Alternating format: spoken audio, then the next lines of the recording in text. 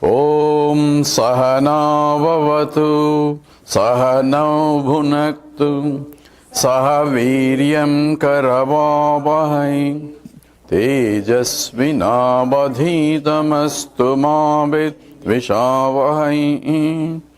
Om Shanti Shanti. Harihi Om Sri Gurubhyo Namaha. Harihi Om.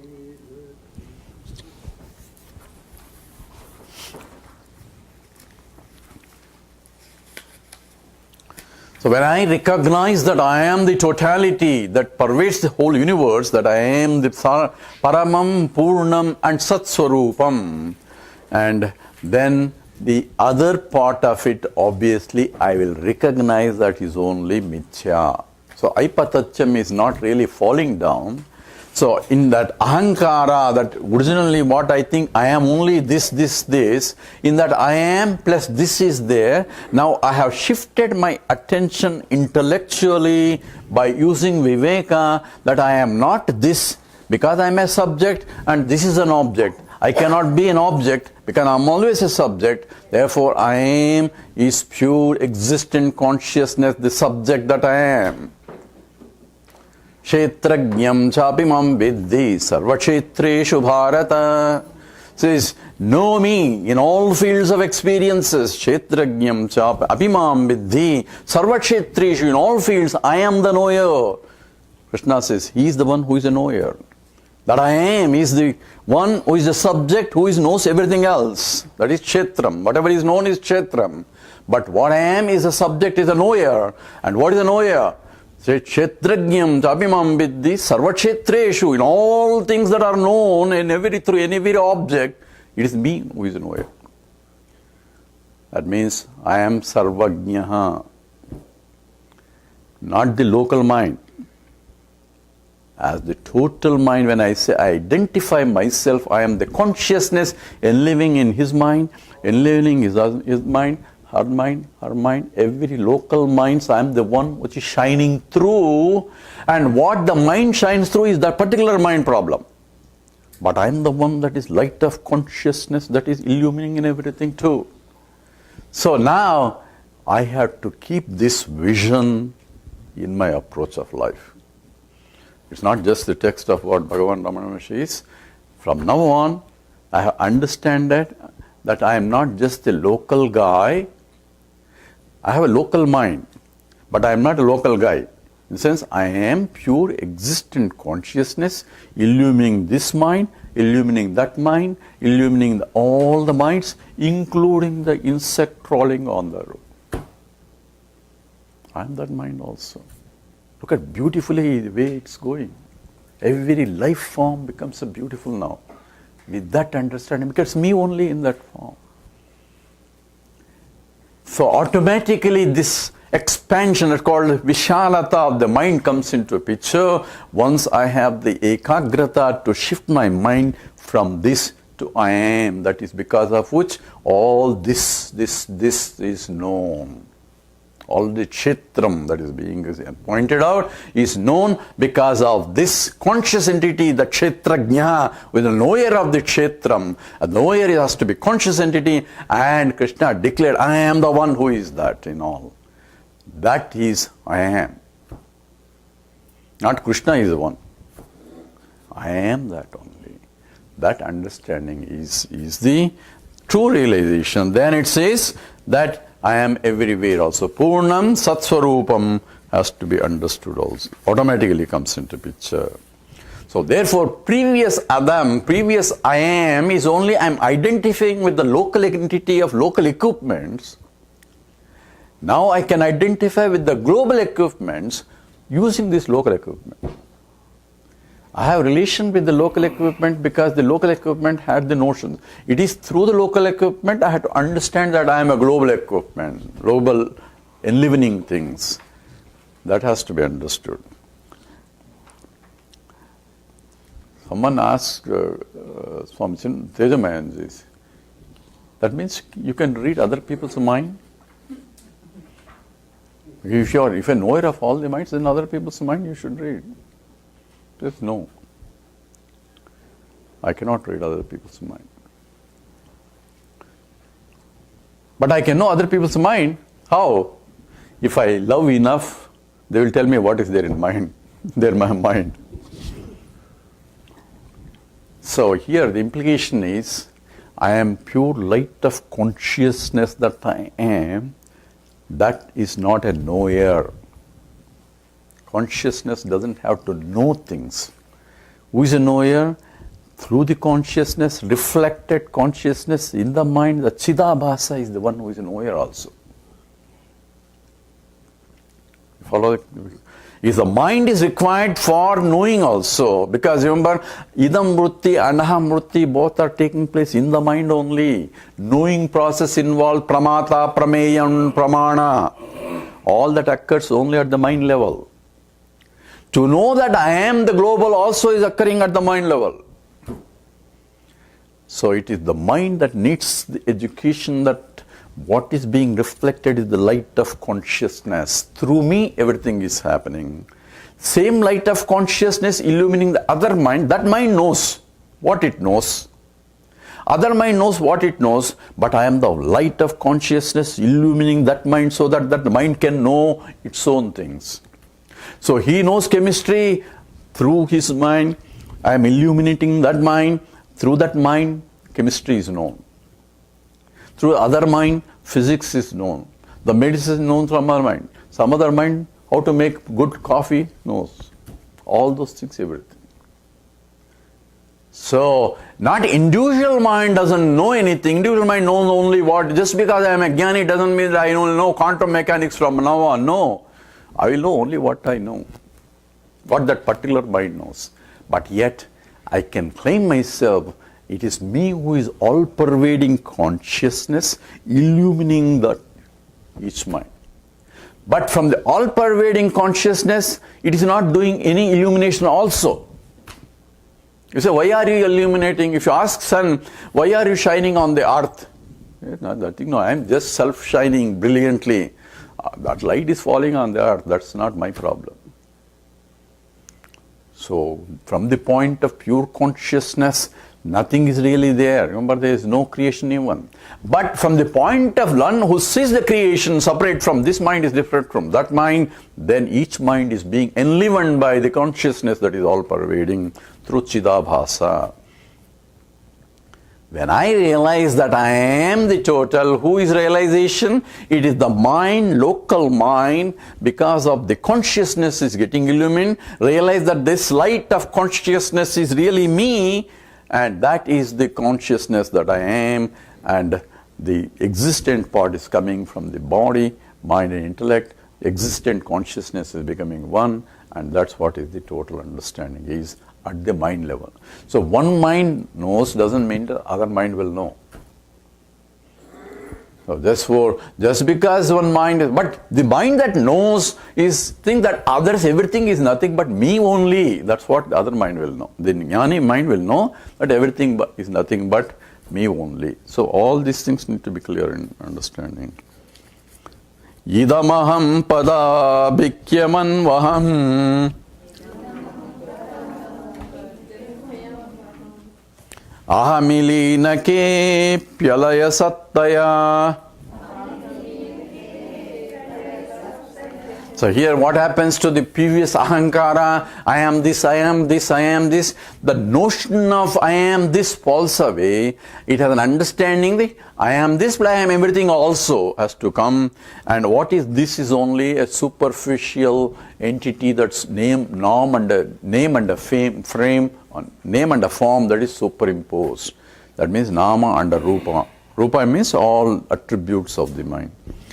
So idam aham padam, I am this inquiry about the bird, abhikyam, is anu now, from now on, from then on, ahami linaki pyalaya sattaye. It gets dissolved into that big aham, and this is essentially alayam sattaya. Alaya means destruction. Alaya means that indestructible, non-changing existence that I am understood. So what this story means is, I have understood that I am pure light of consciousness that is everywhere, still remaining within the body, mind and intellect. Just as a pot space now recognize I am the total space, because the space is indivisible. I am the total space that pervades this pot space, that pot space, other pot space.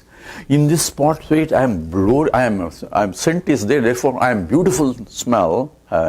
In the other place, maybe dirty things are there, the smell is different, and all properties of individual pots that contains are different, yet I am the space that pervades this pot, that pot, that pot.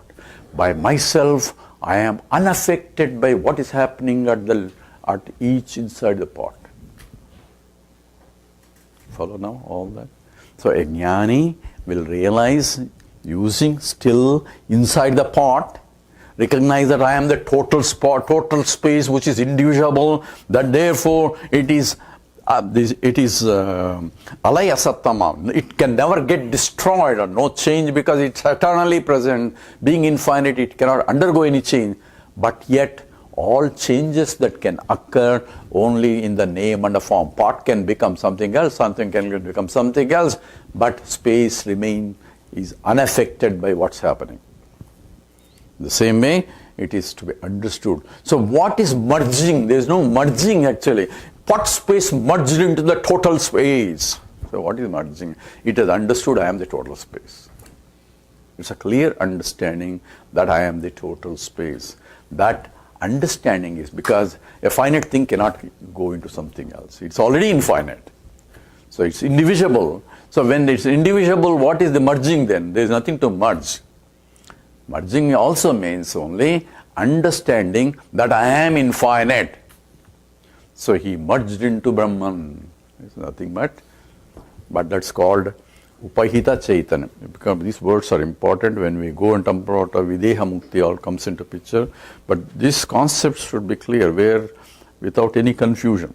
As long as I am in this body, mind and intellect, this reflection will continue. The body, mind and intellect will continue to function. All that. But now I understand, using the body, mind and intellect, now I understand I am the light of consciousness that enlivening this body, mind and intellect. I am the life. I am not just an inert thing. I hope you are all alive. So when you say alive, what exactly is it? I am that consciousness that is making this body, mind and intellect dynamic. I am able to talk, you are able to do, you listen, everything. I am able to even blink my eyes because of this. Otherwise I cannot do. So how far I had to do in order to recognize this? So someone went to Ramana Maharishi and says, please show me God, I want to see God. He says, even if I show you, you won't see. Don't worry, I have infrared camera, this camera, that camera. All cameras are there. I will capture you, show me that, all you have to do is show me. He said like this. Took a finger. I want to show God, what are you doing? I told you, you can't see. This is after all carbohydrates, minerals, and how can I do this? Can a matter do just like that? What is that because of which I can do this? That itself is the God. So I am there in everybody's heart because I am the one who supports everything. So I cannot do any walking. Hey, Lord is walking there in that form. Because otherwise it's just a matter there. So how far I had to do in order to recognize the presence of the Lord, or presence of the life, or presence of myself. In every form and everything that I see in this world, every transactions of the world, whatever I do, it is coming out as His expression or my own expression. That is the knowledge, that is a meditation. So see that by Ahamannam, ahamannam, ahamannam, ahamannadau, ahamannadau, ahamannadau. This thing goes in the Taittiriya Upanishad, the song of a realized master. It says, I am annam, I am food, I am this, I am that, all things that you eat, I am that. And also I am the one who is eating also. Because that is all my glory only. Everything is nothing but myself only. Aham vrukshasya reriva. Is also from Taittiriya. Say, I am the whole tree of whole thing, whole universe itself is spread out in everywhere. That I am. That understanding comes out.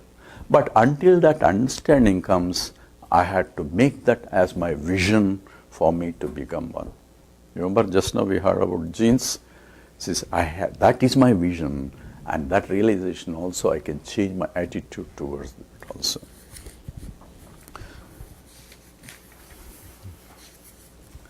Now he's going back with this understanding. Sir, please come down to my level and say, I am still here. I think I am body, mind, intellect. How am I going to recognize myself first? Start with the beginning. So class starts from the very beginning again. So here, you remember Anvaya Vyatireka logic, he is going to tell us that. Vigrahendriya pranadhitamaha nahamekasat tajjadam hyasat. Vigraha indriya pranadhitamaha. So he's giving a list of these things. He says, Vigraham is the body, the cross body. Indriyas, the both by Panchendriyas, the Jnanendriyas and Karmendriyas. Prana stands for Prana, Pana, Vyana, Udana, Samana, all physiological functions that are there. These, the intellect, is Tamaha, the ignorance also. It is nothing but all are is only inert things in this world. Na aham, I am not none of them. So here, exclusion is emphasized to recognize who I am first. So what is Tvam Padartham in the Tattvamasi? It says there are three things here. Tat, Tvam, Asi. You are that. Who are that? I am that. Who is that I am? First I need to know who is that I am before I can say I am that also. So who is that I am? So first, in order to who I am, you have to use this process of negation, that who you are not, to discover who you are. Because I cannot say you are this again. Because this is again inert. So I cannot point out the subject as an object for you to see. Only I can say you are not all this to find out who you are. By negation of what you are not, you have to discover who you are. So I am not this body because body is this. I know the body because I can say idam shariram kaunteya kshetramitya vidhiyate. Idam shariram, this is being pointed out. So this is part of the kshetram itself. And that means it's a field in which I can see, I can play with. And therefore, anything that I can point out, this cannot be subject I, because I am the one who is pointing and this is the one who is pointed. This is easy to say. I am not the car because I can see the car. Car is I can point out. This is a car and I am different. But when it comes to body, mind, intellect, it becomes more and more difficult. I am not the body, I know. 2 days no food, I will be starving. So, but because please give me food, I am starving. How can you starve? You are not the body. So that problem has to be carefully understood. So intellectually I have to understand when it comes requirement, the body problems as you grow older, as you go, I do have a lot of problems, but walking and all. So when it becomes, I should be able to detach and take it as it is. This is a body problems and I am not that. Vigraha, Indriya, Prana. So each one is being eliminated because I am there, they are there. But even though when they are not there, I am still there. This is called Anvaya Vyatireka logic that I discussed. When the two things are together, I have to find a time where they are not together and see which one is more independent and which is dependent. Ring and gold are together. So ring and gold are together. So this is a ring. Oh, it's in a gold. But I have to find where it's not a ring but still remain as a gold. Then say obviously gold exists in the form of ring, now it is something else. Ring is more permanent than the other one.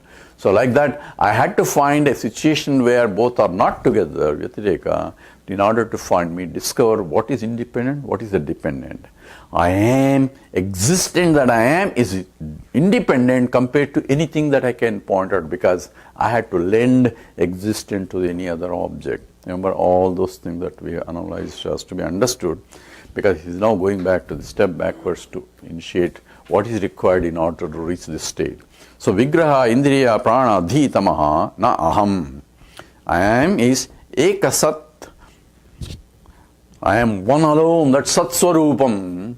And everything else, that jadam, everything else is inert. I am a conscious entity and this is inert. I am going fast only because now I have established all the background information is there now. Sattva bhasika chittva vetara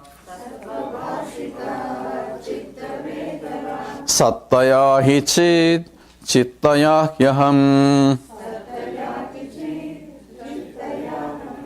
So sattva bhasika, sir, you have been talking about sat and existence alone. What about the consciousness? Is existence, consciousness the same?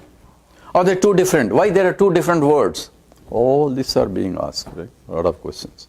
Here in one sloka, he just neglects the whole thing in one statement. Sattva bhasika. Suppose there is an existence, then how do you know that something exists? Question. Because of existence alone was there. How does Vedas know that existence alone was there? Unless there must be conscious entity to know that the existence alone was there. Right? Remember, without conscious entity, existence of anything cannot be established. So therefore, conscious entity was also there. Was the conscious entity existing or not existing? It should exist in order to know.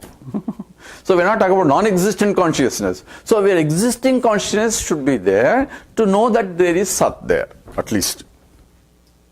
Now is Sat different from existence? Sat is alone all by itself, it's infinite, because if it's a finite, then you'll ask him, does other side exist or not? Since there is other side is, that means other side also exists. So Sat has to be infinite. If it's also infinite, where is Chit? To know that there is a Sat.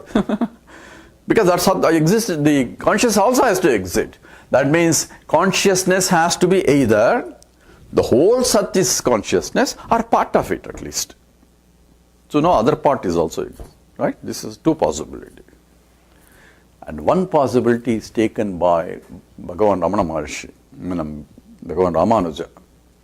He says the total existence is there, in that there are Chit, Achit also. There are inert things as well as the conscious entities, other parts of it. Okay? That's his philosophy. Therefore, there is internal differences in the total existence, which is Virat Swarup.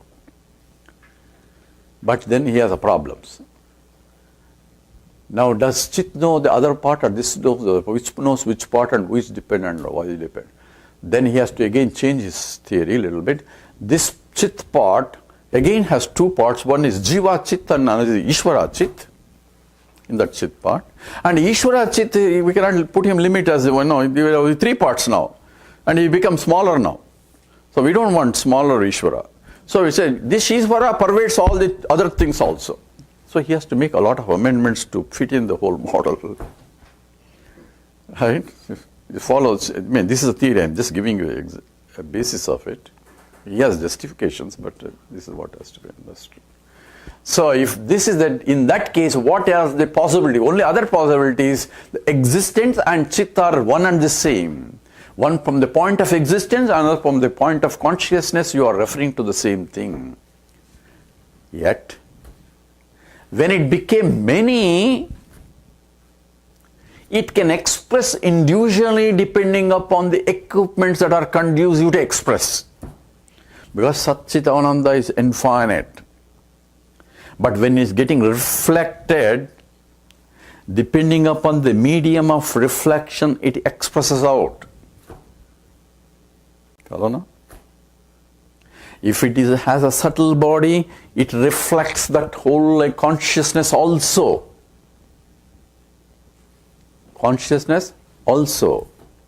Otherwise, if there is no subtle body, it only reflects the existence part only.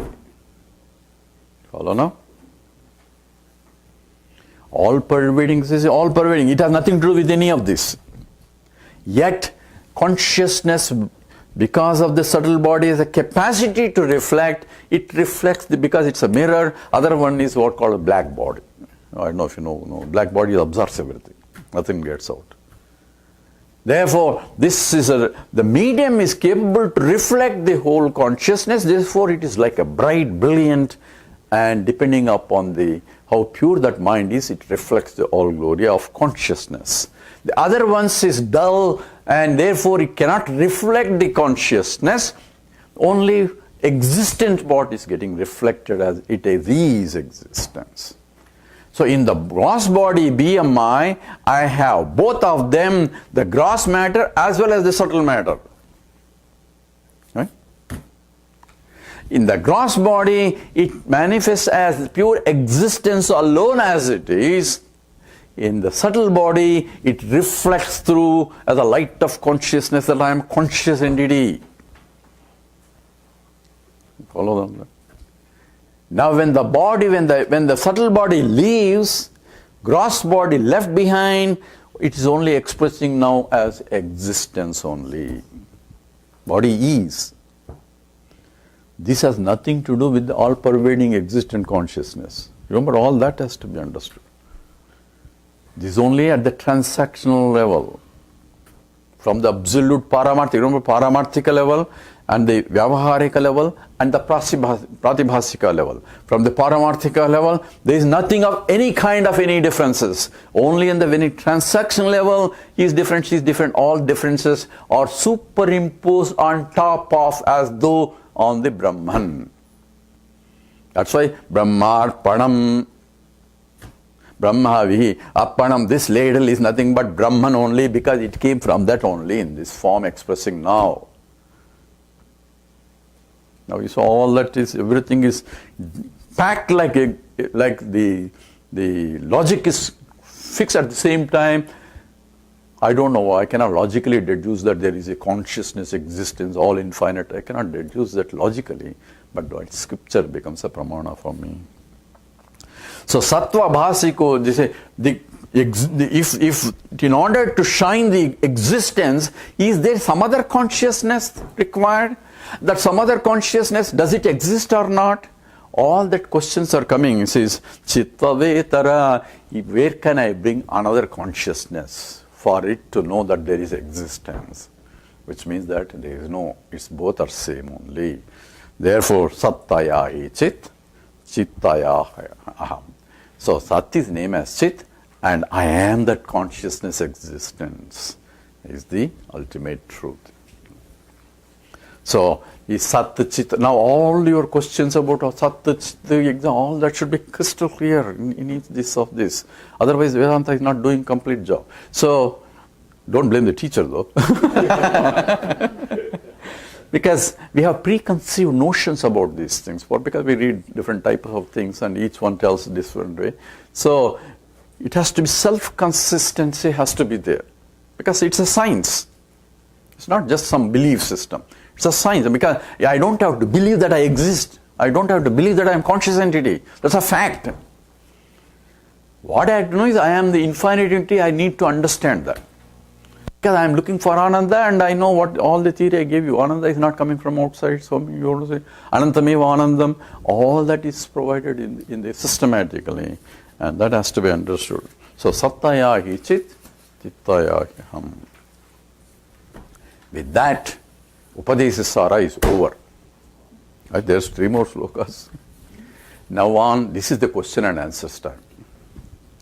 So Ramana Maharishi is answering some questions that are raised perhaps, and from now on, the more about questions and answers.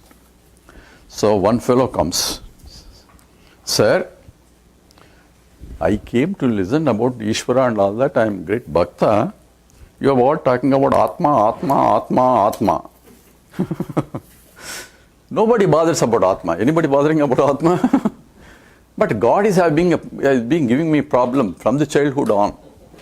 It's always been a problem, because when I was small, so when I was stepping on a paper, my mother said, "Don't step on it, God will punish you." So God, God is there always to punish small children around. Whoever steps on a paper. So every time this, whatever I mistakes is, God is going to punish. And somebody, my grandfather, he went to God. So he said, God is taking all these people. God is punishing children. What is God? God seems to be a real problem for me. So I had to better be careful with the God. So you go to temple, then God says, if you do God, then you will examine. So I don't know if you know, in Andhra we have, at least in the Rayalaseema side, in the Dasara, what is that? 10 days. Dasara. Navaratri with the Vijayadashmi ending.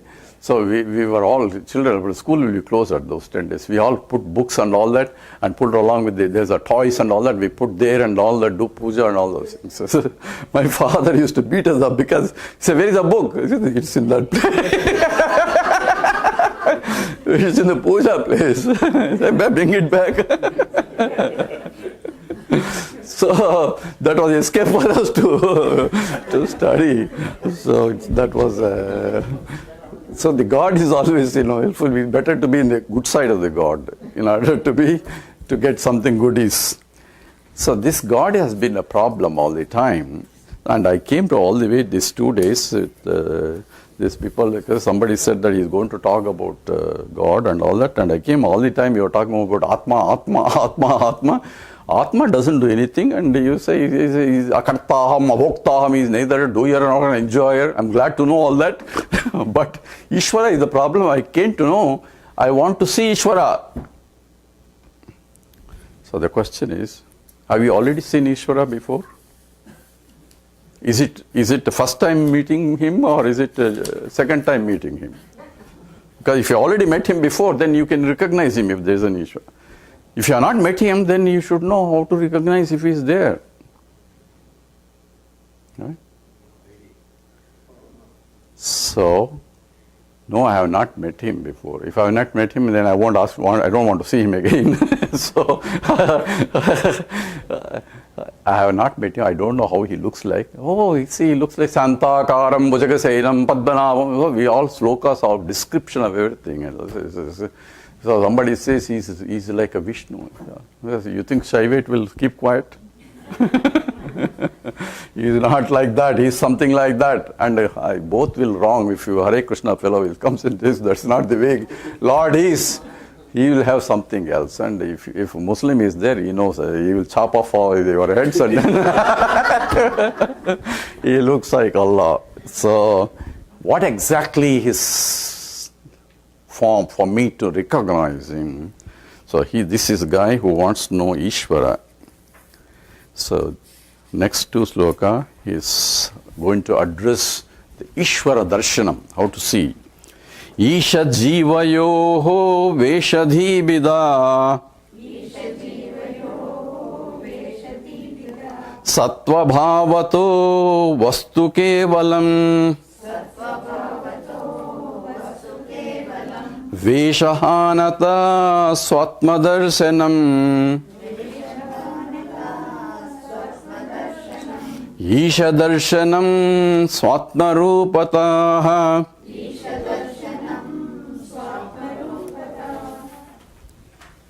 So here Ishvara darshanam. I want to see Ishvara. So people say, they can say, I want to see, I want to pratyaksham, I want to directly see my own eyes. And you see stories and stories of people, Lord appeared in different form. And I also want to see. Can you not see? Are they wrong? If you invoke the Lord in a particular form and do upasana, you can see the Lord in that form.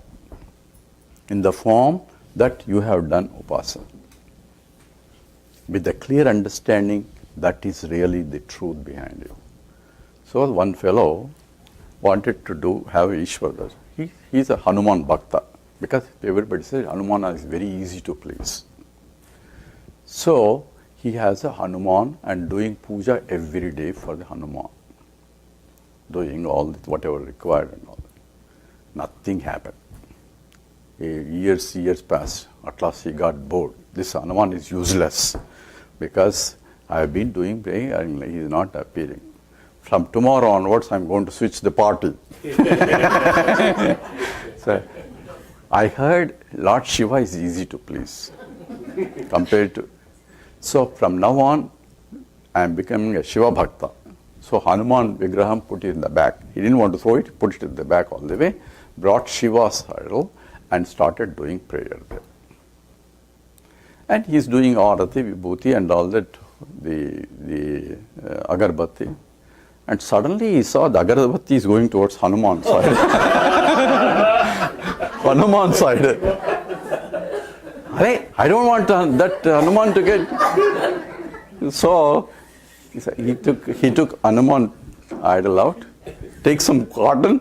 He wanted to block the nose of Hanuman so that he doesn't smell this agarbatti smell. Suddenly Hanuman came. Hanuman appeared right. Beta, what do you want? Hare, I have been praying you for so many years. You never showed me up. And suddenly I am taking and even blocking your nose with this one. And you are coming. Beta, all these years you thought I am only an idol there. Now you are realized that I am real person there trying to smell something there.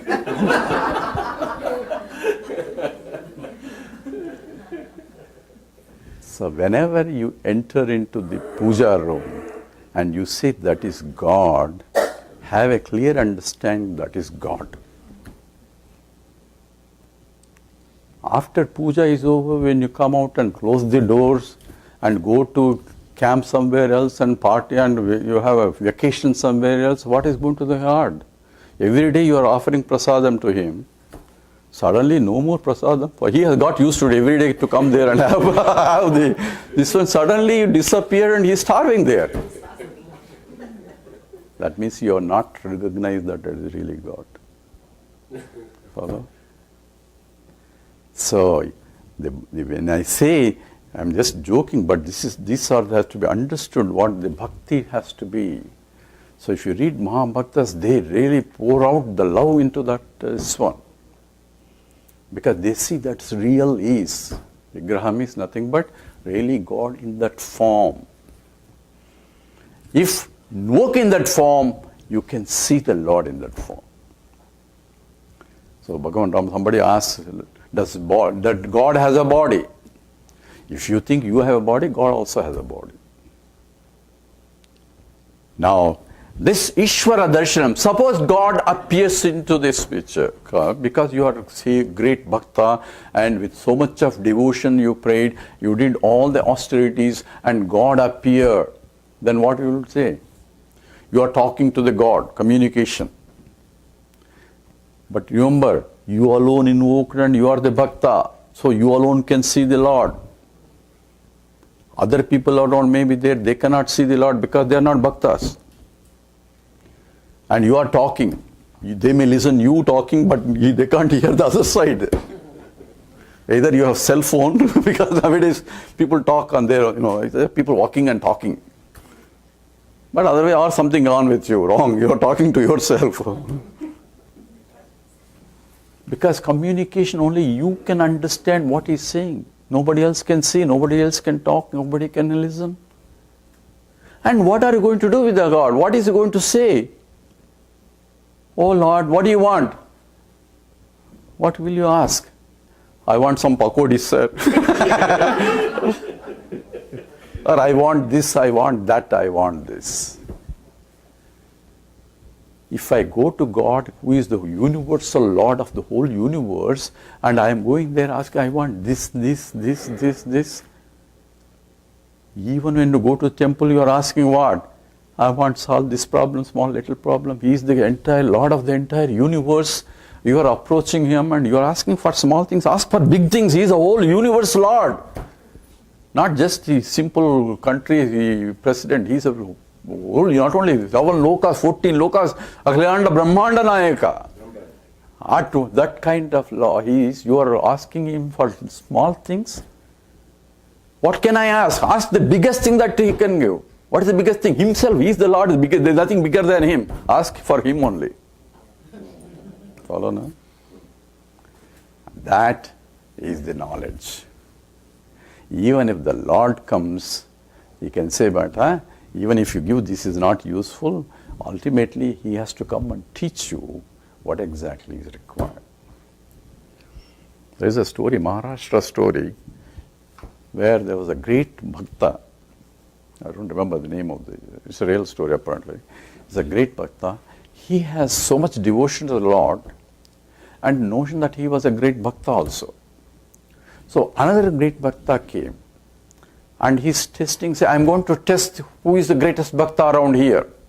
So everybody sent this person also, everybody standing in line to get checked who is great bhakta in that. So he's knocking everybody's head. No, he's useless. No, he's useless.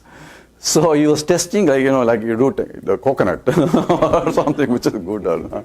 He's testing, and he came, and everybody expected him to give recognition that he is a great bhakta, but everyone knows that he is a great bhakta. He just said, no, he's no good. Even the great bhakta was rejected as though he is no good. This man was so much disappointed and sorrow. He went and cried in front of the Lord. What should I do? He says, I am great bhakta, but this is what is happening. So Lord came into this, go to this person and he will answer your question. So he sent him to the name of a saint, and this person walked all the way there and went on search for this Mahatma and found out this Mahatma is lying in a Shiva temple on the floor. Watch, he saw, to his horror, this Swami is lying down and put his legs on Shivalingam and then sleeping. What kind of Mahatma is this? And he is going to teach me about bhakti and all that. So he was angry, he woke him up, says, what is that? You are putting legs on Lord Shiva. Says, I am old, please remove my legs, put it somewhere, right? He looked with vengeance and took the legs and tried to put somewhere else. There comes another Shiva lingam. He was surprised, he took other legs, again put somewhere else, another Shiva linga came. So wherever he is putting legs, Shiva linga comes. How can he put where the legs, where can you put the legs where there is no Lord Shiva? Says, Beda, that's what the knowledge you want.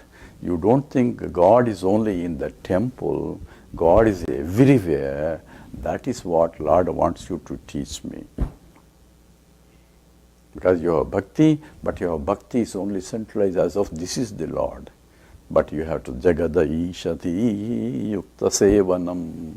So the whole universe is nothing but a God. So going to temple and all that is important, but don't leave God there, take it with you. Not the whole God in the temple, but with an understanding the Lord is everywhere also. That understanding, take it with you. That has to be understood. So what is the Ishvara Darshanam? Ishvara Darshanam is Isha is the Lord of entire universe, and obviously Lord has to be conscious entity, not unconscious entity. Right? I hope so. Right? So if he's a conscious entity, then where is that conscious entity? Not the form. Form is only Rupam, but that conscious entity, existent entity has to be infinite. And therefore, Isha Jivayoho Veshadi Bhida. It's only Vesham is different. You know what Vesham is? Vesham is that you wear to make you look different from what you are. Isn't it? So when I come with all my things and my dirt and all that, what is this Vesham you have? My mother used to scold me. So we are all wearing Veshams. Vesham is that costume that you wear to make you look different from what you are. That is what is in dramas, you wear Vesham. And therefore, it says Veshadi, the Vesham, the costume that you are wearing is different from the costume that the Ishvara is wearing. Only the costumes are different, in and through the essence is the same. So what is the costume he is wearing and what is the costume I am wearing? I am wearing this body, mind and intellect as I am this. I am this, right? All our ahankara, ego, everything is I am this. I am the body, I am the mind, I am the intellect, I am this jiva, I am this only. This is my vesham. This is being worn as I am plus this vesham. And the Lord also, he says, I am. Lord also has to say, I am. Who are you, sir? I am. You start, I am Vishnu, I am Go, all other things he may add. But if he starts also with I am, that means I am existent conscious entity only. And his vesham is what? His vesham is, I am, the whole Prakriti itself is my own nature. So, now I am defining what is Ishvara is now. Total consciousness, Brahman, reflected in the Maya is Ishvara. Okay? What is Maya? Total sum of all vasanas put together is essentially the Maya. Right? Now you hold the whole thing. My I am is nothing but consciousness reflected in my own mind. How did the mind came? Because of my own vasanas. When the mind is folded, I am there in the deep sleep state. It's only called causal bodies, karana sharira, but it's a cause for all these bodies. That's what I am without this vesham, rest of the vesham.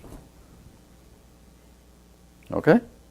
Ishvara is nothing but the totality, but expressing through the Maya. That's called Ardhanarishvara. Prakritim Purusham Chaiva Vijunadi Ubhapi. This is that Anadi, this is beginningless, where from the Prakriti and the Purusha are together there. In my case, Prakriti and Purusha is I am, this together there all the time. Remember, this is always together and I had to intellectually separate. There also, Ishvara is nothing but Brahman, but with Maya Shakti, which we call Ishvara. Same Brahman, same consciousness, existent entity, expressing through as though with the Maya. Reflection of that in the Maya is, reflection of the local one is Jiva. This Vesham is different, but in and essence is, it is nothing but Satchidananda Swarupam. All I have to do is, I don't have to remove the Vesham to recognize that I am the same as that. In and through Vesham, I should say, I am only that. In that Vesham, I am only this. He is called Sarvajnaha, I am Alpajnaha. He is Sarvavyapakaha, I am Alpavyapaka. Alpaka means pervading only this much. Occupy only this much space, and he is occupying all over. These are only differences of the Vesham only, but in and so, says, Isha Jivayoho Veshadi Bhida. Only the Vesham is different from Ishaha Jivaha. Sattva Bhavato Vastu Kevalam. From the point of existent consciousness, that is Vastu, the truth is, there is no difference at all. So, you want Ishvara Darshanam? All you have to do is attend the camps. Because Veshahanataha Swatma Darshanam Isha Darshanam Swatma Rupataha.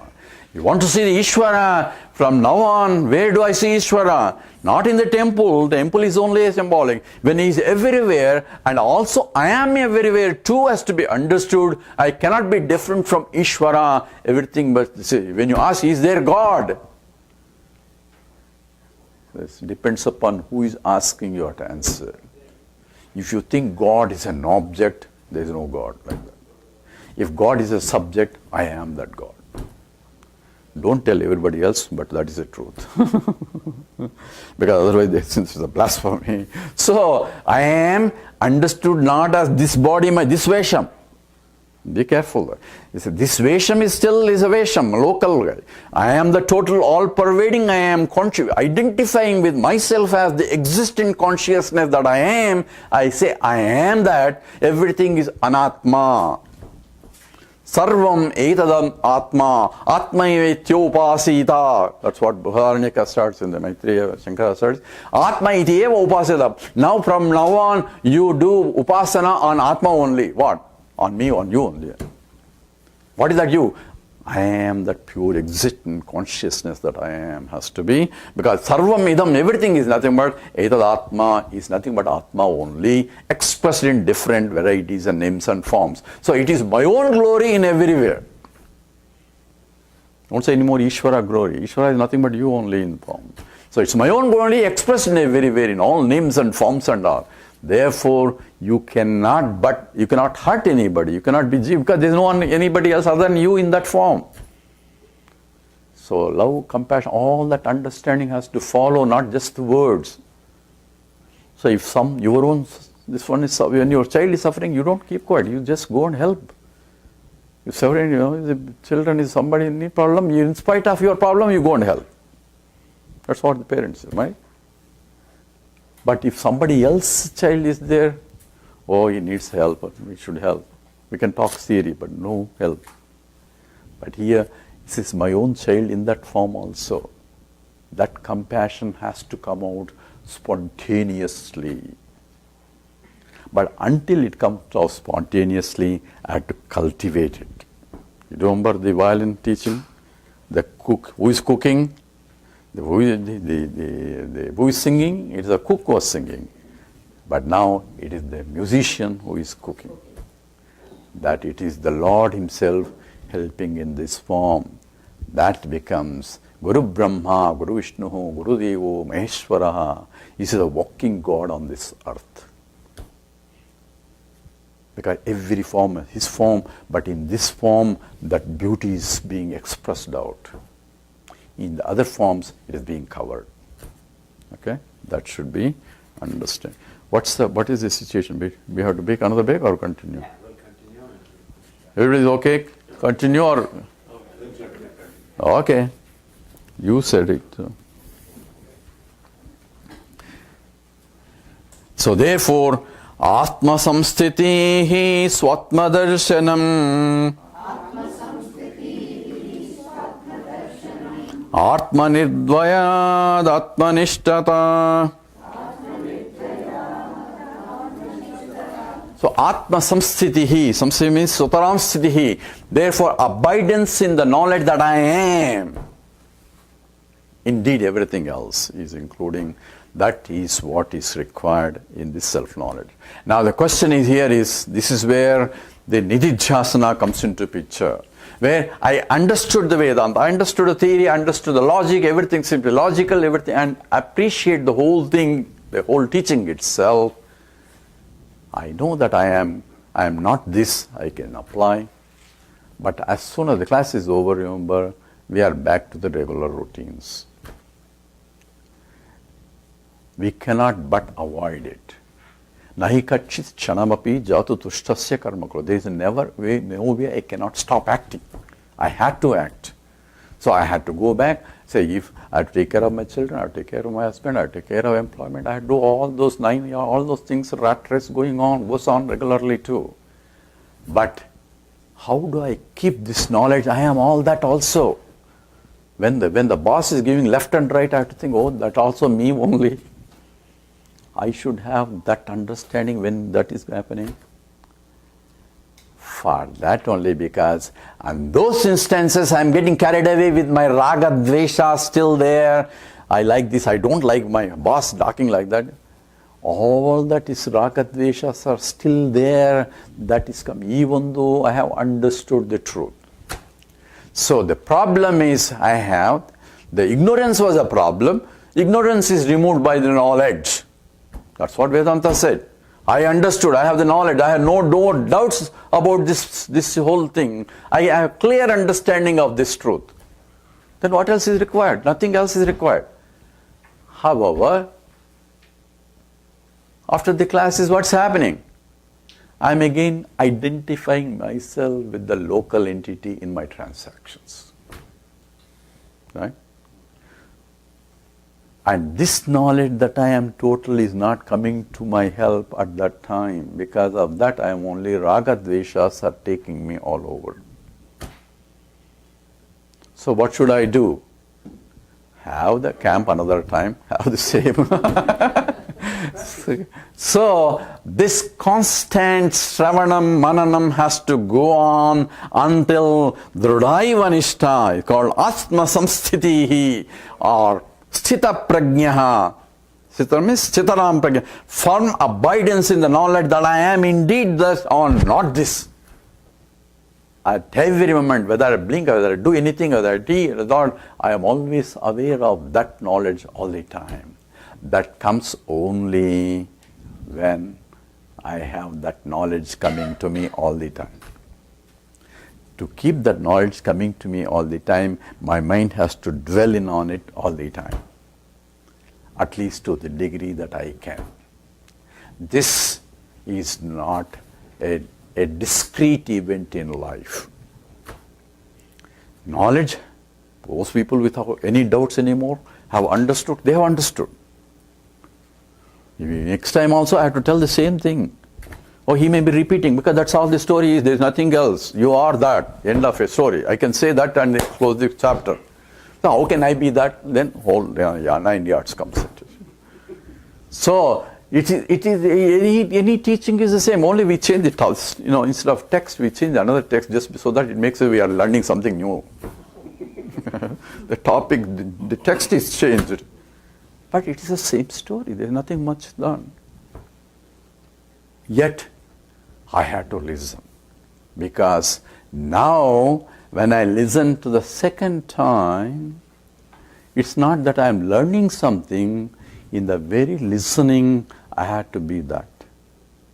You follow? From now on, when you read a Vedanta book, you are not going to learn any new things. You mean you knew vocabulary, knew this one, or knew somebody else may interpret differently and all that. But once you know the truth, whatever the interpretation is, you know what exactly and where they are missing also you can know. If they are misinterpreting also, that's not the correct interpretation. I understand what is, because you understood correctly the truth. What is being pointed out. But with that understanding, if it's not remaining now, when I read again, it's not reading something, it's my own reading my own story now, right? In India, Ramayana, we all know Ramayana story. Everybody knows Ramayana. But if Ramakatha, we still listen and we still watch, fascinating. Right? It's so fascinating the stories because we still want to listen and still, in spite of already we know Rama, Sita went and all the story we know. We can tell children also. But yet, somebody is telling Ramakatha and we say, we like to listen to story. Why? Because it's not his story, it's our story only. Rama means Sarve Ramantu is Rama. Sarveshu Ramanti also is Rama. The one who revels in everybody is Rama. What is reveling? The consciousness is the one that is reveled in everything else that is Rama. And that is my own story. So it is an expression of that becomes. So when I read Vedanta book from now on, no, it is my own self that I had to see. It is me they are talking about. I had to read. I had to myself be in that state of understanding as I am reading or listening to. Okay. So that is opportunity for me to be back myself. Every opportunity to bring me back to myself, I should encourage it myself. Because that is not, I'm not listening to some camp or something else. That helps me, environment helps me to think back about myself than other things that are useless things. Other things I have to be done, whatever need to be done. So from now on, I do what need to be done. What need to be done as an obligatory is, I think I am a father, I have to do my fatherly duties. As a mother, I have to do my fatherly duties. Remember, devotee plus mother is devoted mother, devotee wife is devoted wife, devotee husband also devoted husband. All that, every action becomes a devoted action, yet devotion to not to the wife or husband, devotion to the truth. Understand? I am that one, I am in that form, I am. All that understanding has to be there.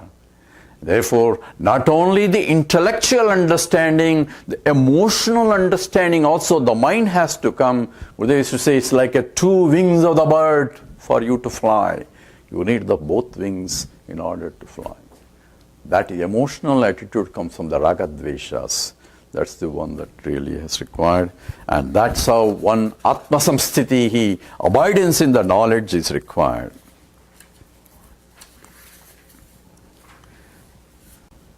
So we have that question, who wants to know Ishvara, and says Ishvara darshanam is not different from Atma darshanam. And Atma darshanam is not different from Ishvara darshanam also. So therefore Krishna says, Yo mam pasyati sarvatra sarvancha mai pasyati, who sees me everywhere and everything in me, tasyaham na pranasyami sasame na pranasyati. He is never away from me or that. But immediate next sloka, he says, Sarva bhutastam atmanam sarva bhutani cha atmani, who sees oneself everywhere and everything in his own self. So essentially, Atma Darshanam is nothing but Ishvara Darshanam. And therefore, he is a Jnani and he is the greatest Bhakta also. Right? Now this guy, that fellow left, Ishvara Darshanam fellow, he's happy now. So another fellow comes, he said, I don't care for Atma, nor I care for Ishvara also. Why? Because I already learned you quoted so many times the same sloka. Say, Samoham sarva bhuteshu name dveshosti na priyaha. Remember I quoted it? I mean, Ishvara does not really cause any problems. He is equal to anybody. Whether I go break coconuts to him or I don't even go to the temple, he is not really bothered about it. Even if I don't go to a temple, he doesn't say, hey, this fellow is not coming to this fellow, I should give black marks. He doesn't do that because he's equal to everybody. So he doesn't, I don't need to worry. That's why should I bother unnecessarily going to temple and all that? Because he does not going to do any favor to me. Nastvi vaham jatu nasam natvam neimi janadipaha nachaiva nabhavishyamaha sarveva yamata. I don't know why that sloka came, but the Lord is everywhere and He's not going to bother anybody. And at the same time, He says, I want knowledge because I heard knowledge is power. And I want to know because everybody's if he has a very knowledgeable person, people respect also, right? Knowledgeable person. Says Swadesi pujyate raja vidwan sarvatra pujyate. It's from the Bhartruhari Subhashtam. Says Swadesi pujyate raja. The king is only respected in his own land because they are afraid of him. But vidwan sarvatra pujyate. A scholar is respected anywhere he goes. That's the Bhartruhari statement. So I heard having a vidwan, knowledge is really superior. So I want knowledge, I don't want Atma. Atma is not going to do anything. Ishvara is always is not a problem because he is always doing whatever I do. I'm a very guy who is called the ethical living guy. I don't care for Lord, I don't care. I live comfortably, I don't hurt anybody. I don't need God. Why do I need God? I don't unnecessarily hurt anybody, so I don't do anything. If at all, I say I will be in good list only. Whatever I do. Why do I need a God? I can be happy, comfortably. I have good income coming, going. But knowledge is power. I like to know more and more. Because there is an inherent desire to know. There are three things that I make an assumption about myself. One is, I am a mortal, I am ignorant, and I am unhappy.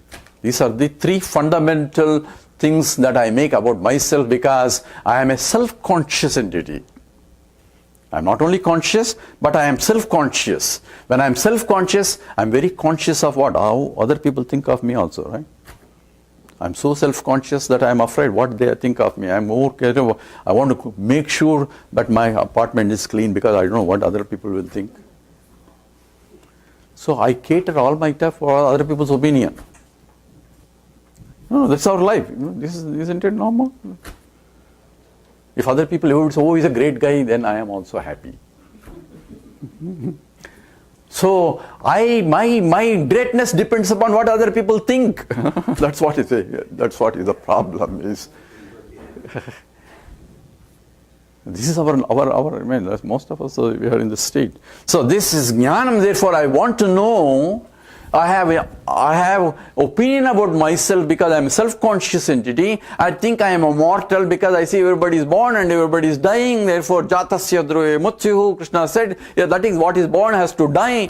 And I haven't seen, no, great fathers have lived, they live, generations have gone, everybody gone. I'm also going to go. But I would like to be eternal if possible. In spite of my back pain, leg pain, every pain that I have, I say, sir, I heard you want to leave. You say, everybody say, when I'm going to leave, you say, but when the Lord death says, oh, come on, let's go. That tomorrow, sir, not today. One more day, in spite of my back pain and everything, because I love myself. That's why. Therefore, nobody wants to die, but yet, I want to live, even if I don't live bodily, I want to live at least generations. My name should be there everywhere. This is donated by. If I have, my name should be there on the top of it. Name should be there in my papers or in here, in there and there. Everybody has to pray. This is what the greatness of this person is. So therefore, that's one of the where I am immortal is my understanding, and I am an ignorant is another strange thing. I don't like ignorance. That's a fundamental inquisitive to know. Even though I'm rushing to the airport, time is already there. I have to be supposed to be there. It's all the security line for so long. But if there is some group going meeting, they say, what's happening there? I want to know. The curious, particularly when other people are talking about me, I need to know. Right? That inquisitive to know is inherent in the people. I cannot stand ignorance. And remember, I told you in the objective knowledge, the more I know, the more ignorant you become, or you recognize that you don't know a lot more things which you didn't know before. Right? That's why you become humble, because what you other people may say you know a lot of, but you know that what you know is very little. Right? That's because of the nature of the knowledge itself. So I want to know, but at the same time I cannot know. I cannot become knowledge. From now on I know everything. I cannot say. That seems to be a problem in that pursuit. But there is an inherent ignorance I cannot stand. And third factor is I declare that I am unhappy and I don't like it. I want to be happy.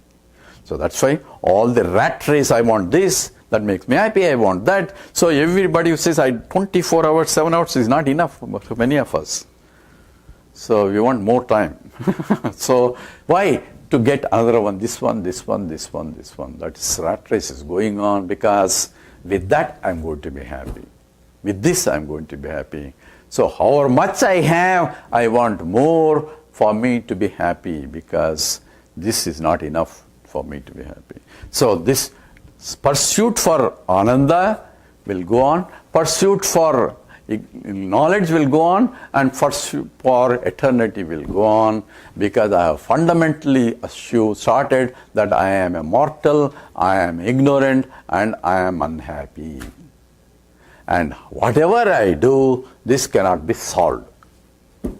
Whatever I know, I am still ignorant. Because remember, more I know, I become. And whatever I gather for happiness, I am still unhappy, because I don't feel that I am now full. And mortal, God already said, whatever is born has to die. You may take all sorts of pills to extend 1 more year, or 2 more years, or 10 more years, or some more years. One day you have to kick the bucket. So, all my pursuits are only for these 3 fundamentally, and none you will gain, because you are trying to solve a problem where there is no problem to solve. That's what Vedanta says. Because you are already immortal, you are already knowledge itself, and you are already the Ananda Swarupa, and you are trying to pursue something. Problem is not really there, but you are trying to solve a problem which is not there, and therefore there cannot be solution to the problem, because the problem itself is invalid. So here the fellow wants to know, and therefore Bhagavan says, Jnana varjita jnana hina chid. Jnanamastikim jnanumantaram. So what is that knowledge? All that you talk about knowledge is only knowledge of. Remember my first class in the introduction started? All that you're talking about knowledge of this, knowledge of this, knowledge of only this part you are worrying about. That's only one part. You need to know the total part, and the total part is nothing but Satchidananda Swarupam. That is Brahman. If you know Brahman, everything is known. Or your longing to know is gone. What is known is no more desire that I need to know, that I need to know. If you know, it's okay. If you don't know also, what you are is you are already happy. So therefore, jnana varjita and ajnana hinachitu. So either in terms of trying to gain something, understanding, or trying to not understanding, ajnanam, this I don't know and this I know, all those things is everything I know. Really? Yes. Because I know what I know what I don't know. Isn't it true? Remember? I know what I know and I know what I don't know. So I know. Both know the things I know and things I don't know, I know. So I know everything. There are only two kinds. Things I know and things I don't know. I know both of them. So I know everything because I am the very nature of the knowledge itself. Satyam Jnanam Anantam Brahma. That is my nature. Because of me, the equipments can know.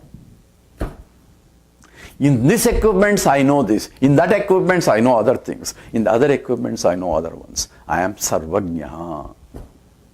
If you really want to know. Local mind may know only a little bit. But I am not the local mind. I am the light of consciousness enlivening this mind, that mind, and every mind. Even for the insect mind, it knows. I was always wondering, I left some little sweet in my sink on the bottom before I went to sleep. And suddenly I saw a row of ants coming all the way somewhere. How did they know? And this is what I had in my website. If you go, this is what I wrote. In fact, this ant. When I say in the morning, I left somewhere on the sink and a small piece. But that was the ant season. There's some season that all the ants will be coming, and you see ants coming all over from. I saw this all the way. There's a small. This one is sweet on the sink. How could they know that there is a sweet there? But there's a row of ants going all the way. I don't know how they're communicating each other and going all the way.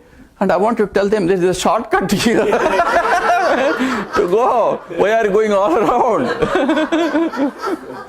But they're not going to listen to me. Say, who this guy is? We know our path. And they are communicating. I don't know how they communicate. The one is going and the two one is going. They meet each other and then they amazing. I was wondering, what is this? I was spending whole day looking at them, studying these ants going around. And all that, and I was about to wash that. He says, no, let them come all the way. They are coming all the way. Poor fellows coming all the way, let them eat. For small sweet, but I don't know how they got the knowledge and where it is and all that coming all the way. From their scale, it is miles and miles of traveling around. Amazing, And in that form, I know. In this form, I know. So forms I am the light of consciousness. If I understand it, the beauty of life is expressing so beautifully in everywhere. It's a tamasha every day. When I sit in the airport, it's a very entertainment. People are going this way and people are going that way. So it's real entertainment because, and some people are complaining and some people are causing others to complain. All that is happening everywhere. And when people are angry, when people are singing, all that. It's a drama of life. If I can stand apart and look at the whole drama, it's the beauty. There's nothing else is drama. All other soap operas are nothing. This is a great soap opera here. Everybody coming at their own problems and all that. The Swamis really enjoy this tamasha. So it's essentially jnana varjita ajnana hina chidu jnana astikim. What is the knowledge at all? It is the pure existent knowledge. Chaitanya Swarupam and Jnanam. There is no other knowledge other than this absolute knowledge. That's why scripture says, please, eka vijnanena sarva vijnanam bhavati. The whole Chandogya Upanishad starts with that. Hey beta, do you know, knowing which you know everything? And the beta says, no, I don't think there is something like that. If I know chemistry, how can I know zoology? I cannot know biology. No. If there is no the cause, the material cause, everything that came out of it is nothing but that itself in different forms. Once you know the source, then everything else is no. I am the very source. Not Brahman or somebody. I am that Brahman. Don't think that Brahman is somewhere else. It is I, existent consciousness that I am, is the very source for the whole universe. It's me in different forms. Forms may be different, but the essence is me. The essential understanding I got, not the details of Nama Rupa. Essentially, I know all gold ornaments in this world because I know gold. Not this particular ring shape, not the particular OD idea of the other ring and all that. That I don't know. Those are only superficial attributes of that name and a form only. But I am gold. AU. You do whatever chemical test, electrochemical test or spectrochemical test, I am AU only. That knowledge, with that I can exist in every form, but all forms are in me, but actually no form in me. All that Bhagavad Gita teaching has to come in now, because everything is crystallized there, Bhagavan. So therefore, Jnana Varjita Ajnana Chita Jnanamasti Kim Jnatumantaram. Now the fellow is happy. The Jnana fellow is happy. The next fellow comes. We are answering questions right one by one. And the next guy says, I am not interested in Atma, I am not interested in Ishvara, I am not interested in Jnanam, because this knowledge is really bothersome. And people are really, the more they know, they are causing a lot more problems. The intellectual people are causing a lot of problems all over. So, what I am looking for none of these. So, what am I looking for? I want experience. So this is one of the confusions in the Vedanta also. If you look at it, I have understood, all this is all intellectual gymnastics. You're only playing with words and intellects and all that. The truth is beyond the intellect, it's beyond the mind. That's what the scripture says. And what do? Now I have to go and sit in meditation and see that. I need experience. I want to experience Brahman. Right? Everybody wants. This is the greatest confusion in the Vedanta also.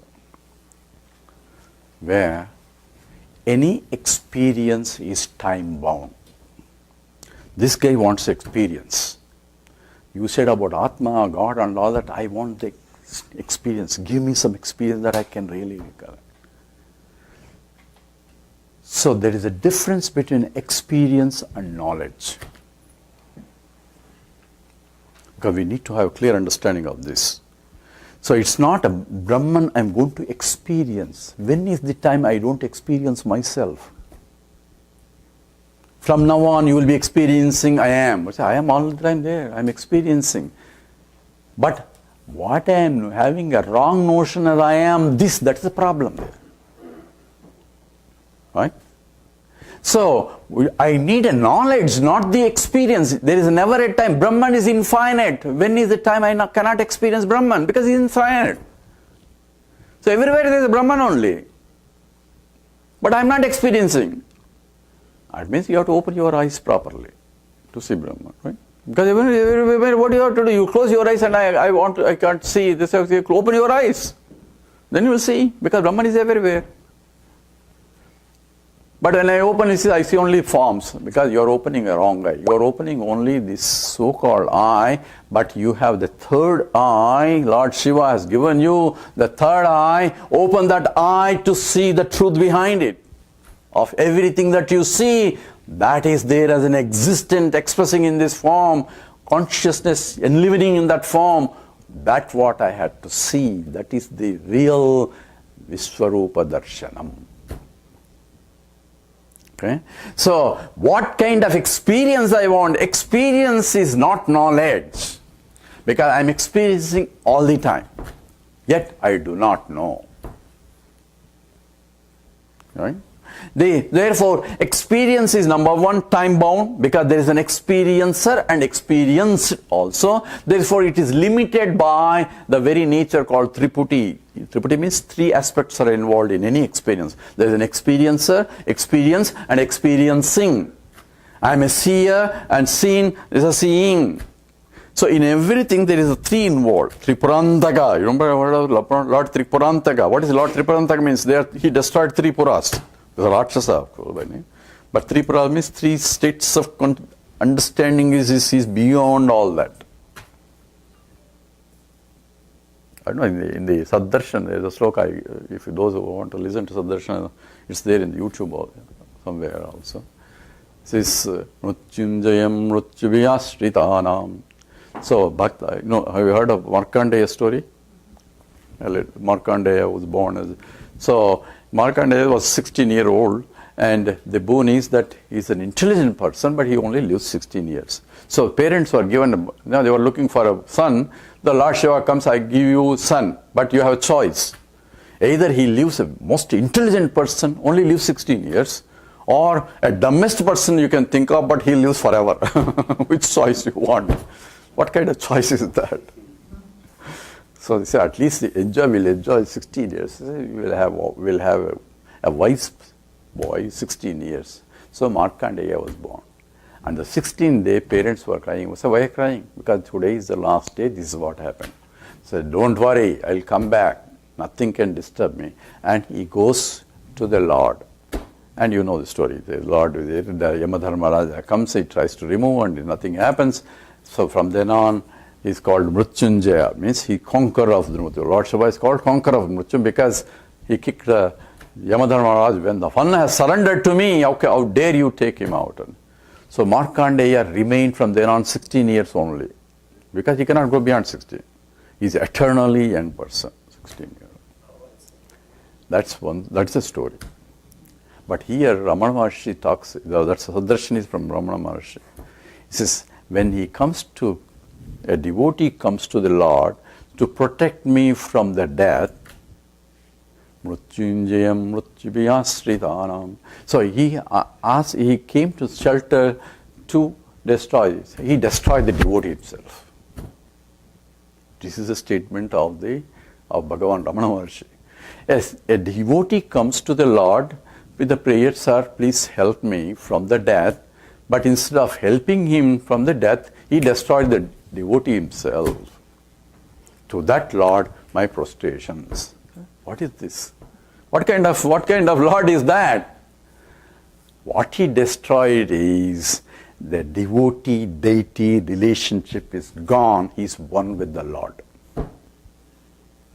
That means he has part of the Lord himself. There is no difference anymore. That's what Bhagavan is trying to tell in the very beautiful sloka.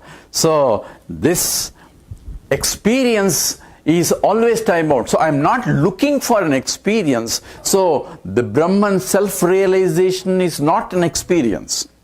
Nothing will happen. There's no, in the movies there's a light coming in, that nothing will be there. None of those things will be there. Others may be still take you as just the guy, the same guy you were before. No change at all. But your attitude towards the world is only different.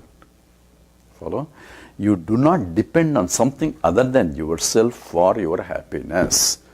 Prajahati yada kaman sarvan parthamanogatan atmanyeva atmana tushtaha. Stita prajna sadochyade. That's what. Who is stita prajna? Who is a firm abidance in the knowledge of this? Ka bhasha. What kind of transactions does he do? Arjuna asks the question. He says, he has no more desires. Pradahati yada kaman sarvan partha. No desires of any kind. Desire is that which we have because we think having that is we are going to be happy. Without that, we are not happy. That's what desire is. Once I understood that I am the very source of happiness, why do I want any of these things for me to be happy? I am already happy. Therefore, I have no desires. If at all I perform an action, it's only for your sake. So, any actions is, that's why Loka Kalyanam is only comes out from that Mahatma only. So, therefore, he has no more desires for, there is no more experience of any kind of anything. It is just the knowledge itself. So, knowledge differs from experience. Experience we are experiencing all the time, but I need to have the knowledge of that experience. What exactly? We see sunrise and sunset, all experiences. We should know that sun doesn't rise or set. That's a knowledge. Knowledge, the experience can be contradictory, but knowledge cannot be contradicted. Because remember, knowledge means that which is non-contradicted. The definition I gave you first day. It says, Anadigata, Abadita, Artha Vishayaka, Jnanatvam Pramanam. That which cannot be negated by any other means. That is the real knowledge. All other knowledge can be, waking state negates the dream state. Dream state negates the deep sleep state. But I am is never negated. I can negate everybody including Ishvara. People declare there is no Ishvara. And Vedanta says, look at the glory of that.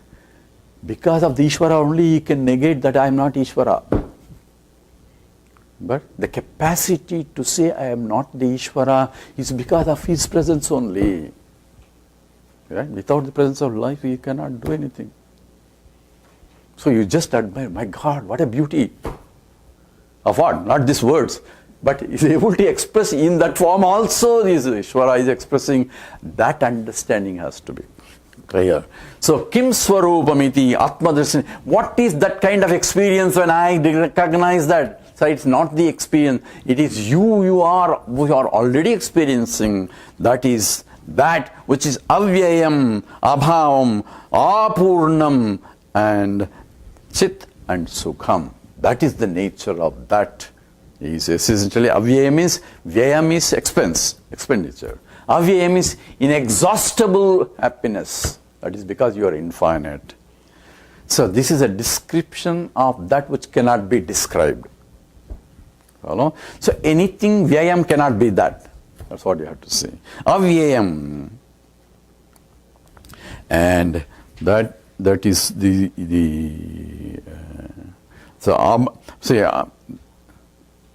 avyayam. So abhavam. Bhubhav is to become. So there is nothing to become or non-becoming it because it is eternally present. And apurnam. Purnam itself is full. Purnam is full. Apurn means overflowingly full. There is nothing more you can add, even a drop of it anymore to that to make it full. When I am full, I cannot take it anymore, right? So he is already happy. There is nothing more you can do iota to him to make him more happy. Because he is already overflowingly full. I remember when the Gurudev is there, he is bubbling happiness. So people are surrounding him because things are coming all over the place. Bubbling happiness means overflowing happiness. So in his presence, everybody is becoming quiet, happy and all that. And nobody wants to leave him. So everybody was surrounding him, all occupying seats. And he has a lot of work to do. He responds every letter. So he gives some time and he walks out. Otherwise, people won't leave him otherwise. That's how the Mahatmas are. So, apurnam and chit, it is the nature of the consciousness, and sukham, that is of the happiness. So, that is the absolute experience. In all other experiences, you go somewhere, you want to say, oh, I want to see this land. We went to just Costa Rica and came back. Oh, it's so beautiful. And all that we have new experience. So when I went, I want my wife also to experience. Next time I took this time my wife also, but just for the story's sake.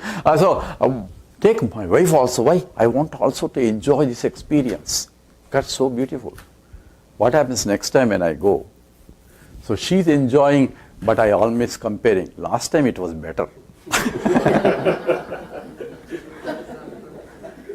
Because I already have one experience. Mind cannot but compare. I am not in the present. Remember, I am in the past. So I am looking for new place where we already seen that. We already ticked. Costa Rica is over, this is over, that is over. Now another one, new experience I want. Why? So that I can be happy. Sir, you are going in search of all over the place where you are happy, where you are already. You are that happiness.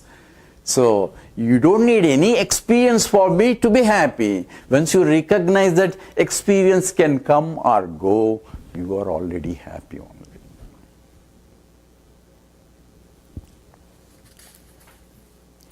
So somebody, when Swamiji Gurudev came Washington, so somebody says, Swamiji, you want to go and see Washington? He says, why?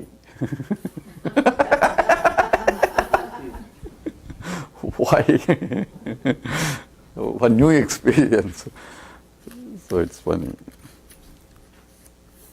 Okay, the experienced fellow is on. Now we have another guy. Says, sir, I don't want any experience. I heard all these things. So, I don't want God. I don't want Atma. I don't want experience. What do you want? I heard the moksha is important. Because according to Purushartha, Dharma, Artha, Kama, Moksha. Moksha is the supreme. Moksha means the freedom, Nirvana. I want Nirvana. So, what should I do? I don't want any of your Atma stories and all that. And Vedanta, I don't want. I want Moksha, liberation. Liberation for what? Liberation is total freedom from everything. So that's what I am looking for. And none of this is giving me. So tell me, what makes me moksha? I don't know if those are married, you're all married, I know. And when you go to marriage time, you take an oath. Dharmecha, arthecha, kamecha, naticharami. That's what you do. You don't say moksha there.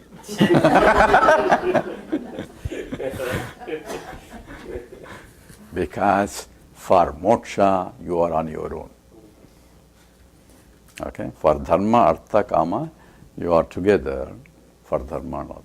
For moksha, you are on your own. Okay? So, this guy wants moksha. Let's see what he says.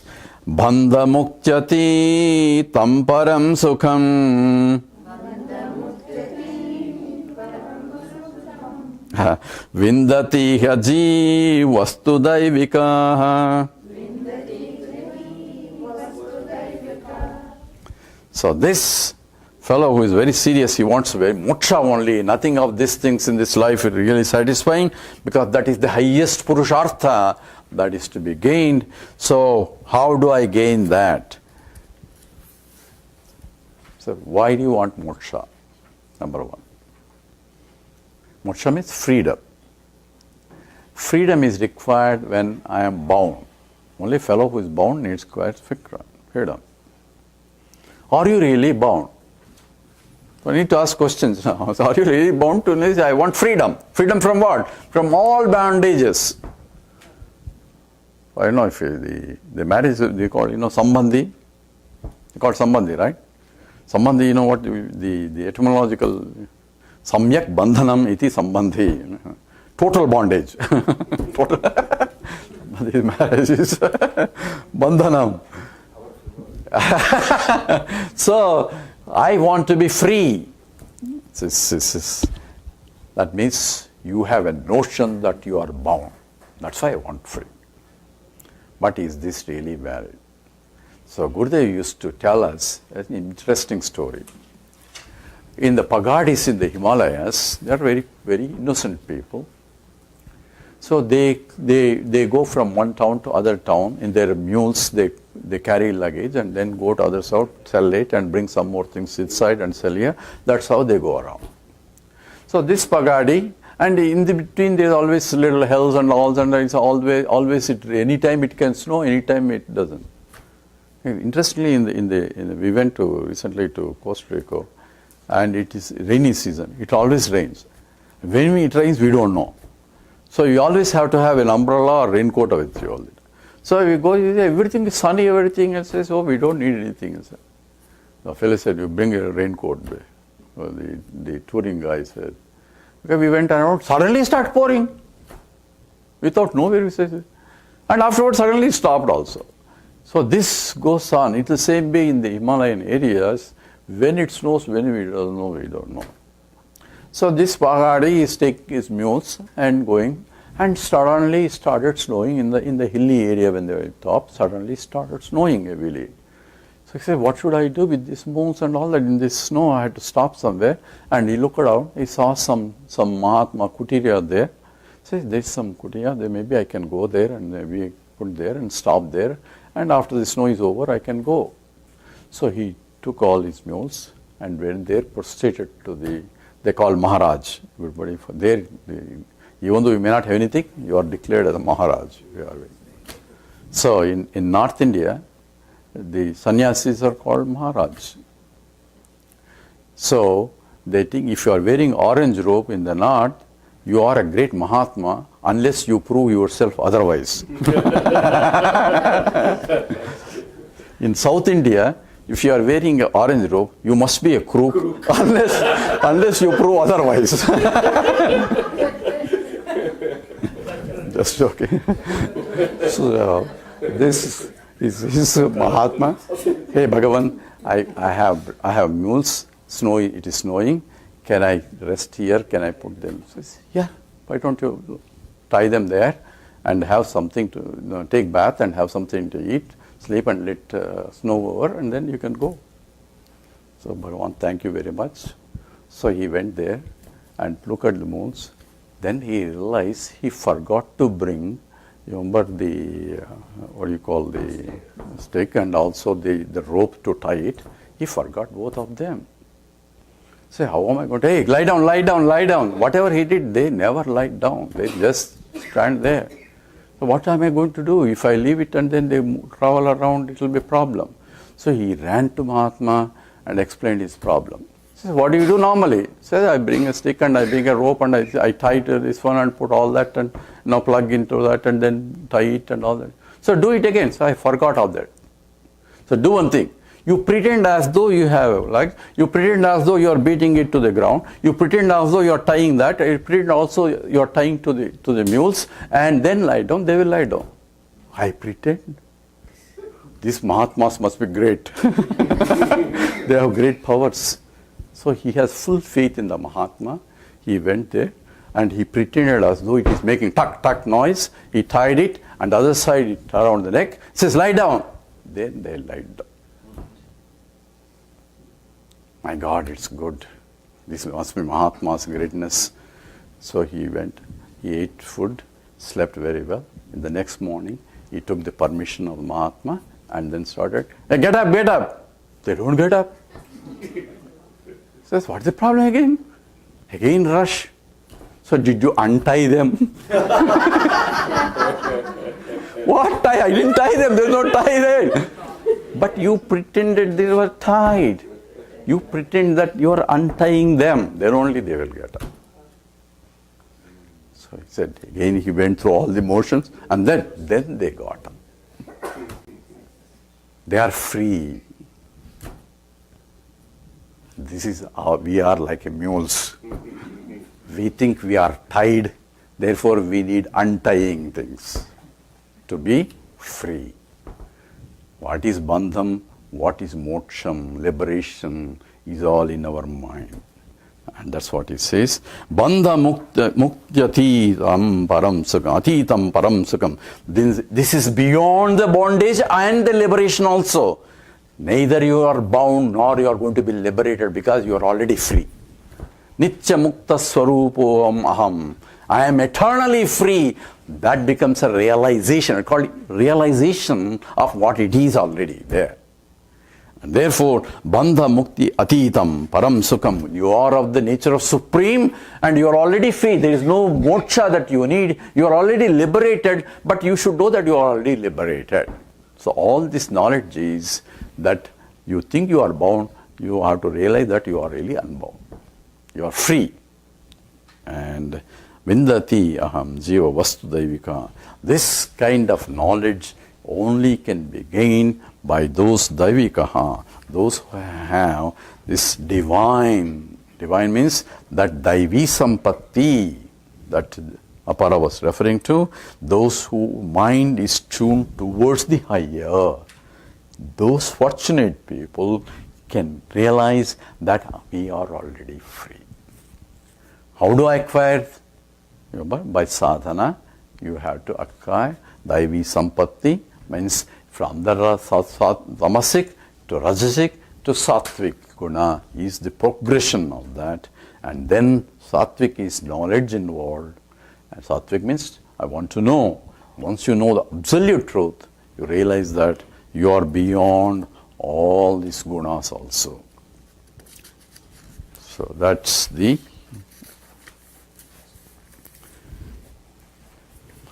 Now we have last fellow. Sir, I don't want moksha, I don't want atma, I don't want knowledge, I don't want God. So what do you want? Says, I have learned a lot of Puranas. I have read studies in India, Puranas. This Vishwamitra did so many years of tapas to become Brahmanishta. You are just telling 2 days and then so you are liberated, you are declaring. And they have many, many years of tapas they did. And persons stood on one leg and all that and did all sorts of tapas. You are just, just because I didn't pay that much or it's free, you are just telling me. You are liberated.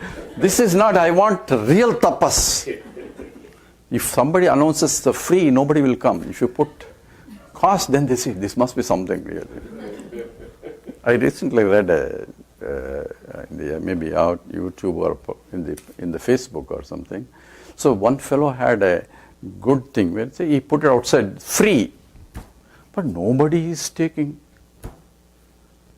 After observing after 1 hour, 2 hours, then he says, $500, then put on top of it and left it. It was gone. Same thing, somebody picked it up because it's $500 costly. So if it is something that's people had to pay, then there must be. There are a lot of people, $1,000 to go for this kind of knowledge to retreat wise. If it gives free, nobody will come. If it's 1,000, then a lot of line is there. Because there must be something which we don't know. So this guy says, you are just giving me cock and bull stories and say everything is Atma and I am Atma, you are already free. And I don't believe that. I need a good tapas. Austerity, years of people are doing, and what is the greatest tapas that which makes me so that I can see the whole thing in truth? And Krishna says, Bhagavan Ramana says, Ahamapetakam nijavibhanakam Mahadidam tapo Ramana Vagiyam Ahamapetakam nijavibhanakam Mahadidam tapo Ramana Vagiyam. So aham, so apetakam, petak means that is devoid of I am, this understanding of wrong understanding. Devoid means negation of that. I am this, I am this, I am this. You are unnecessarily superimposing yourself into the local body, mind, and intellectual equipment as I am this, this. This is an object and you are a subject. You can never be an object. That is simple, clear understanding. Anytime I am having a problem, this is the problem where the understanding is wrong. Anytime any complaint comes, this is the problem where I am, this is a problem. But now, from now on, you cannot complain. Because any complaint, any problem you say is because of I am this. So, apetakam, aham apetakam. This is devoid of this ahankara. How do I devoid of this ahankara? I cannot. But I have to intellectually be devoid of ahankara. Because these two things are together all the time. So we cannot say, I am from now on, I have no ahankara. No. With the Ahankara, I am this is together. Say, I am not this. I am only pure consciousness that provides this also. That understanding should be there, is what it means, devoid, apetakam. So, apetakam aham. So, aham apetakam idam. So, this self-inquiry that we are doing, that we say, what is the inquiry? Who am I? Manasantukum, margane krute, naiva manasa, all that is Drishyavaritam chittamatmanaha chittvadarsanam tattvadarsanam. Remember the sloka? That should be keep ringing. I repeated 3 times. If you remember? Again I repeated next day. Why? If I have that ringing knowledge, just everything that I see is nothing but the consciousness that I am only getting back as a reflection. Either in the thought wise or in the Satsvarupa and all the things too. So if that understanding is there, so that is essentially avoiding the local identification as I am only this and therefore I am not that, comes automatically.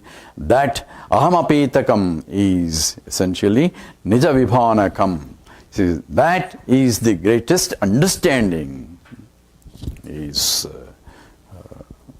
mahadidan tapo. That is the greatest tapas also. Trying to understand who am I and what is this world, what exactly is I am stand for. That is the greatest tapas that you can do. This is the greatest process of evolution also. And this is the greatest thing that you can do, achieve in the world. Kulam pavitram janani krutartha viswambara punyavati chatena. One who has realized that kulam itself is purified. Whole kulam itself is pure. Kulam pavitram janani krutartha. The mother itself is glorified because of having that kind of child of realization who has understood this. Vishwambara punyavati. The whole world is become glorified because of the presence of that kind of person. So that is what is the greatest tapas that you can do. And everything else is of no consequences from this point. So, ahamapetakam nijavibhanakam mahadidan tapo. This is the greatest tapas that one can have, austerities. And this is the Ramana Vagiyam. This is the statements of Bhagavan Ramana. Ramana is one who revels. Ramanti iti Ramanaha. The one who revels in everywhere is the one who is telling you, turn back towards me. I am there in everyone's heart. And that is the greatest tapas you can do, because I am just waiting behind you when you are going to turn towards me. You are only looking outside all the time. So that is the utterance of Bhagavan Ramana and the utterance of through the Upanishad Sara and the Upadesa Sara. And let's go back to the Sloka 1.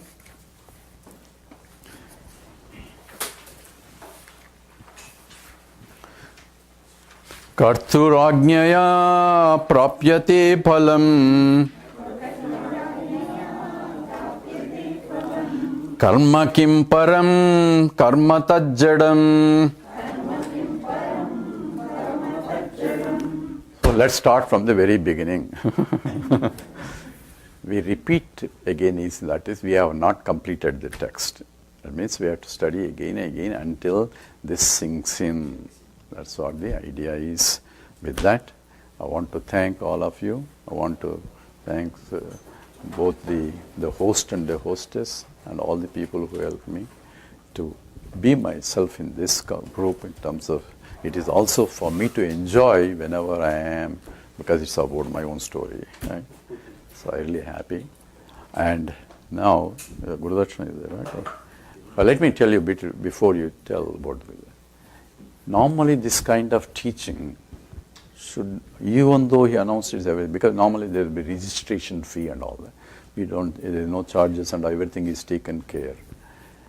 And it should be given free. This is a knowledge which is passed on by generation to generation to generation. So knowledge is given free. Even though it is given free, it should not be received free. Reason is, for you to have that knowledge to remain, you are taking something. Unless you give it back, you have no tendency to give back, because you have to give back your vasanas also. That's a purification process also. So Guru Dakshina is not for Guru. It's, in this case, it is what I am doing is none of my knowledge. All that is because I have went through so many, by less like you attending other camps, because I am also a married guy, and I cannot just leave everything and go and study some 2 years somewhere and all that. Only by listening to the teachers and reading myself, I learned whatever, and then when Gurudev asked me, you start teaching, I am starting. Otherwise I was not even ready to teach. And this process can go on. So from my point, it is that for you, it is not Guru Dakshina, it is that because I received something. Only if you have received something, you have to give back more than what you take. That's what is the statement of pledge also. So how do you give back? It's giving back what the Guru wants. I don't want anything. Now I am not good. So you offer anything that you want depending upon how much you have taken. If you are not taken, you don't give anything at all. Only if you think you have given something, return back in some form. So what is that you say? I come from a Chinmaya Mission, Washington Regional Center. I am an Acharya. So my responsibility to that organization, because that's what is the Acharya for. And these missions are formed so that this kind of teaching can go on continuously, because I have obligation, and now you have obligation, because this is the scriptural teaching that is, when you go to temple, what Gotram you are. Swami will ask you, right? What Gotram, what all. It means asking you what Gotram is what. You tell some Rishi's name. I come from that. You don't know what the Rishi has done. Rishis are called Veda Drashtas. They are the ones who, because of which Vedas are coming, that's what we are fortunate enough that this kind of knowledge, you could see how much of logic and how much at the same time it's beyond the logic also. All that is packed there. We are fortunate the Mahatmas have written bhashyas and bhashyas so that we can understand, unravel our own tradition, and we are standing on a platform that is built by those great sages and saints, and it becomes our duty to pass on that knowledge to the next generation. A person asks, say, we are Hinduism is going on. How much Hinduism we know? So in fact, I am trying to, I have a friend who wants to develop a website, say how to become a Hindu. So Gurudev used to say, I am converting Hindus to Hindus, because we don't know what is Hinduism stand for. And people are other conversions are there because we are not able to teach properly what exactly is Hinduism. In Madras we have a person, says Ganga, her name is Ganga. The maid came. Next day she brought a son. Says he's a Daniel. We saw Ganga Putra Daniel there. Why? Because she took Christianity, because they were giving me 50 rupees.